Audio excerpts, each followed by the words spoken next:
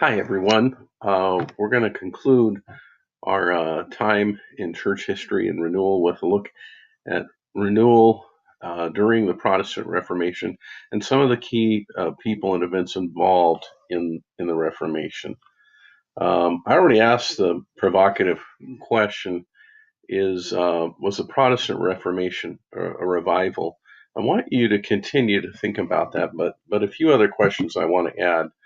Um, do you see the need for a reformation in the church today? Why or why not? And what do you think are some of the causes that may lead to a new reformation in the church today? And again, a reformation um, is something that reorganizes the church, reorganizes its structure and the way it thinks, the way it operates in reaching the world. Um, and so, those are some more provocative questions I want you to think about for this course. Let's talk about some of the primary people involved in the Reformation. We haven't really talked about Erasmus, but his printing of the Greek New Testament um, really um, allowed allowed scholars certainly the opportunity to examine um, their and confront their own beliefs and the accuracy of those beliefs, and it also helped disseminate accurate translations in vernacular languages, because Martin Luther used Erasmus's trans or printing to help him and assist him.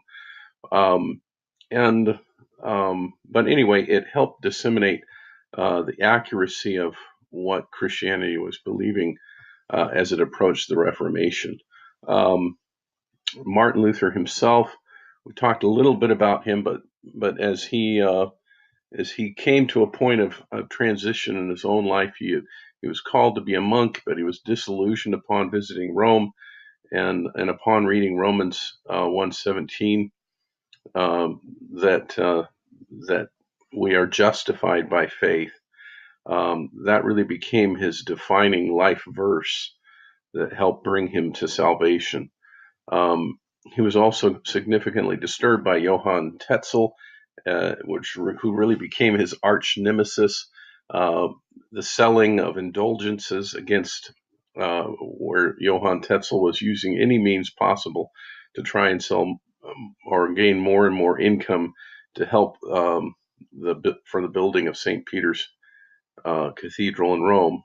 Um, and then, of course, the act that defines the beginning of the Protestant Reformation was when Martin Luther posted, or at least wrote the letter containing the 95 Theses in 1517 at Wittenberg, and possibly posted it on the door of the Wittenberg church. Um, Philip Melanchthon became the theologian of the Reformation, and really worked alongside Martin Luther to help redefine and restate um, the beliefs of the Protestant Reformation. The Diet of Worms in 1520 was when the Roman Catholic Church, um, the Pope, put out a bull declaring Luther a heretic. The Diet of Worms was really a trial in which officially Martin Luther was separated from the Catholic Church. Huldrych Zwingli um, was really helped found the Protestant Reformation in Switzerland, but he represented a more reformed branch of Christianity. There's the Lutheran branch, certainly focusing on grace. The Reformed branch, uh, Huldrych Zwingli represented that. John Calvin was really the epitome of Reformation or Reformed theology, with his emphasis upon predestination and the elect. Um, and I hope you all get a chance to consider what John Calvin did. Many people, interestingly, consider John Calvin the theologian of the Holy Spirit. Um, because of his emphasis on the role of the Holy Spirit in salvation. However, it's interesting to consider that when I look at the charismatic renewal that occurred in the modern era in the 60s, 70s, 80s, and 90s, and is still going on globally. A lot of people from what we would call Reformed Christian traditions, Presbyterians, and such, were not as affected by this renewal. But anyway, he still is in his writings. He focuses quite a bit on the role of the Holy Spirit in salvation.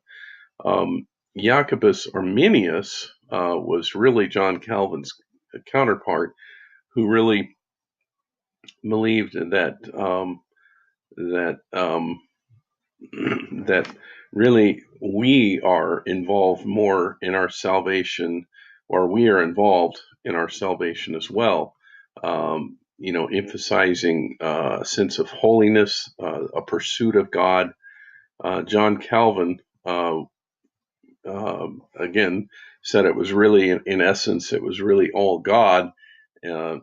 Jacobus Arminius suggested that we cooperate in that process, and that's really been an age-old debate that has continued in Protestant traditions. You have Methodists that took a lot from Jacobus Arminius and suggested that we are cooperatively involved in the process of salvation, in the pursuit of holiness, and certainly the holiness movement itself in the 19th century, and holiness groups that emerged out of that, and Pentecostal holiness groups that emerged out of that, follow the Armenian tradition, and but many other evangelical groups follow more of John Calvin's Calvinistic tradition, and so there is still to this day theologically a divide between those two groups. I'll be honest, I'm kind of a mutt spiritually when it comes to this whole debate. I think it involves 100% God and 100% us in the process. God asks us to, in essence, to surrender completely to Him. So I think there is, it's all God, and He's asking all of us to be involved in that process. So I'm not a Calvinist. I'm not an Arminianist.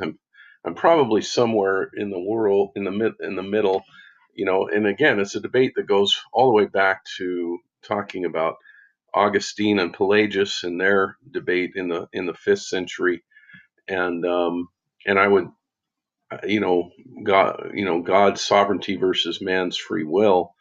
I think John Cassian in that same era came about with what would be considered a middle solution to the process of our interaction with God in the process of salvation, and I would probably say I agree more with John Cassian, although not a lot has been written about him, unfortunately.